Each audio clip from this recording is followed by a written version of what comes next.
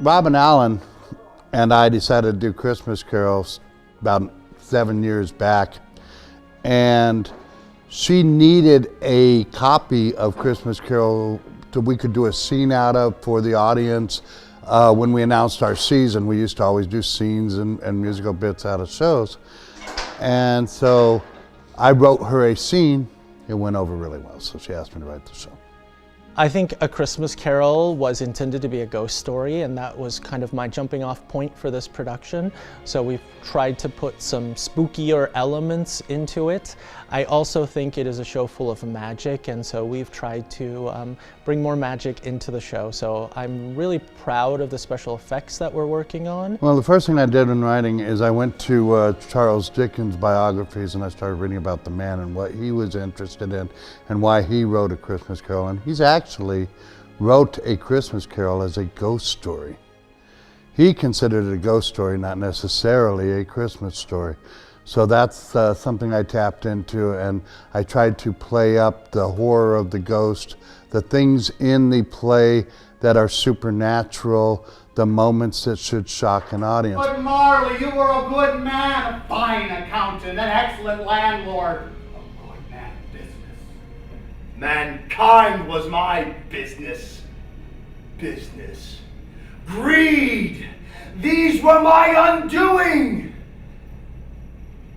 Charity, mercy, humanity, these should have been my business. But Marley, hear me, Ebenezer! But I also found out that Mr. Dickens was a huge supporter of causes.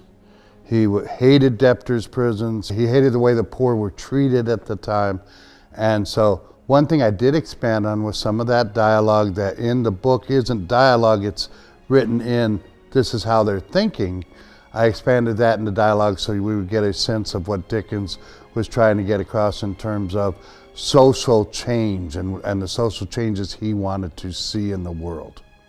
The real magic of Christmas Carol, I think, is that it's an enduring piece of literature.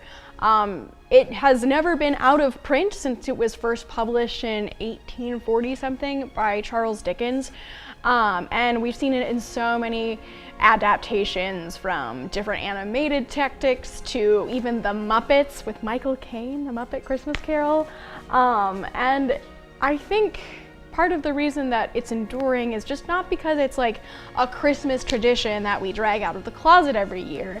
It's that these messages of compassion and human love and friendship are never gonna go away from the human condition. Your eternal soul, then. Take heed. Rise and walk with me. I'm mortal. Will freeze. You will not be harmed by weather when you are with me.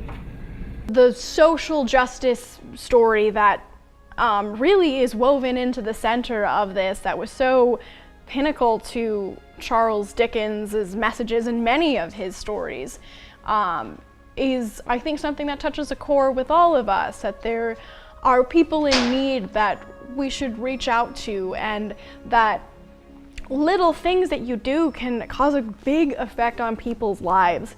And at the end of the day, the Christmas tradition, I feel like, is really captured in Christmas Carol.